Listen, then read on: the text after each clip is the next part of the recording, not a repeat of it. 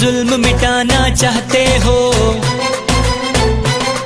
जालिम को हटाना चाहते हो, ये मुल्क बचाना चाहते हो, गुर्बत को भगाना चाहते हो, साथ दो बिलावल का साथ। लगाते रहे हैं, वो भी लगाता रहा है जो लंदन में अभी बैठा है, जिसका नाम लेना भी जो है वो गुनाह है और क्राइम है पाकिस्तान के अंदर। वो भी बड़े नारे लगाता था, वो अब मुंह छुपाता फिर रहा है पूरी दुनिया से। तो लिहाजा इनको अभी भी अकल के नाखून लेने चाहिए। सिंध जो है वो इंशाल्लाह हमेशा कायम और दायम रहेगा, सिंध एक रहेगा। और हमारा आज भी ये नारा है, मरसू मरसू सिंध न डेसू।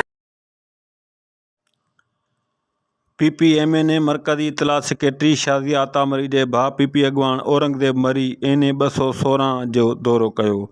UC बेरमबरी, UC सेठारपीर समेत ॿियनि यूसियुनि जे दौरे दौरान PPMA ने पारां आवाम जी भलाई लाइ ॾिनल तरक़ियाती स्कीमनि जो तफ़सीली जाइज़ो वरितो। PP अॻवान औरंगज़ेब मरी ॻोठ दीन मोहम्मद संग्रासी, अब्दुल रशीद संग्रासी, खबड़ बंबरो, अली नवाज़ बंबरो, इब्राहिम मकरानी, कुंडो खान चांडियो, साले बुगटी, प्यारो खान बुगटी, दरगाह बेरमबरी, मौला बख्श खासकेली समेत धणी बख्श वसाण जो दौरो कयो। रोडनि, स्कूलनि समेत ॿियनि ॾिनल तरक़ियाती स्कीमनि जो जाइज़ो वरितो। PP अॻवान औरंगज़ेब मरी जो विख विख ते गुलनि जी वर्खा सां शानदार आजियां कयो वियो। PP अॻवान आजियान खे ख़िताब कंदे चयो त असांजी हमेशह इहा कोशिशि रही आहे त आवाम जी भलाई लाइ वधि खां वधि तरक़ियाती कमु करे सघूं, जीअं आवाम जा अंज घटिजी सघनि।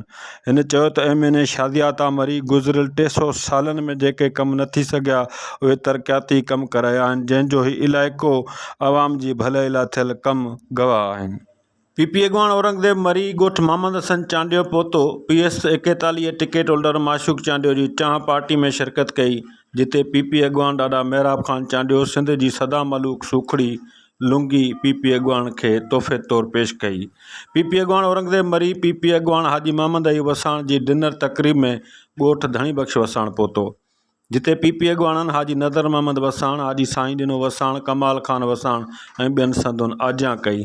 PP अॻवान सां दौरे दौरान हाजी मोहम्मद अयूब वसाण, ज़िले फ़नान सेक्रेटरी अमीर मोहम्मद चांडियो, मुरीद खान मरी, ख़लीफ़ो इसाक सोलंकी, SHO पेरूमल, गुलज़ार मरी, रईस कादरदाद खान मरी, रौनक मरी, सदर चांडियो, हाजी नदर मोहम्मद वसाण, ग़ुलाम मुस्तफ़ा वसाण, डॉक्टर नज़ीर चांडियो, ज़हीर अयूब चांडियो, अज़ीज़ अहमद चांडियो, कुर्बान चांडियो, हाजी अली शेर बिरोई ऐं ॿिया अॻवान पिणु गॾु हुआ।